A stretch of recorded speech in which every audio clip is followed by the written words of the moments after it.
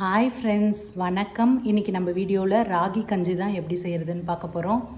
இது செய்கிறது 10 நிமிஷத்தில் நம்ம செஞ்சிடலாம். ஆனால் இதோட பெனிஃபிட் வந்து ரொம்பவே ஜாஸ்தி.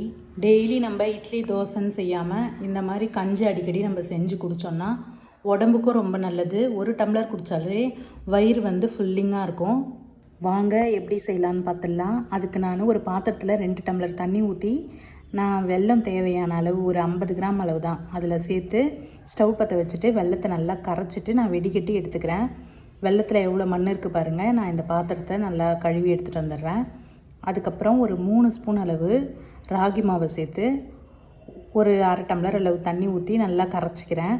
இப்போ நல்லா கரைச்சிட்டு இப்போ அதே பாத்திரத்தில் ஸ்டவ்வை பற்ற வச்சுட்டு சிம்மில் வச்சுட்டு ராகி மாவையும் ஊற்றிட்டு அதுக்கப்புறம் நம்ம வெள்ளை கரைசலையும் ஊற்றி ஒரு 3-4 நிமிஷம் நல்லா கலர்ந்து கொடுத்துக்கிட்டே இருந்திங்கன்னா அது நல்லா வெந்துடும் சீக்கிரமாகவே.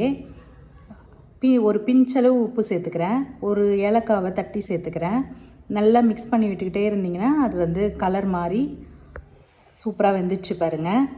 இப்போ வந்து நான் ஒரு டம்ளர் அளவு காய்ச்சின பால் தான் இதை ஊற்றி நல்லா ஒரு மிக்ஸ் பண்ணி இறக்கணுன்னா சூப்பரான ராகி கஞ்சி ரெடி. உடல் சூட்டை வந்து குறைக்கும். இப்போ வெயில் காலம் இல்லையா, இப்போ அடிக்கடி நீங்கள் செஞ்சு இதை குடிக்கலாம். இதில் நார்ச்சத்து அதிகமாக இருக்குது. மலச்சிக்கல் பிரச்சனையை தடுக்கும். ஏகப்பட்ட சத்து இருக்குது இதில். இதை பற்றி நம்ம சொல்லிக்கிட்டே போகலாம்.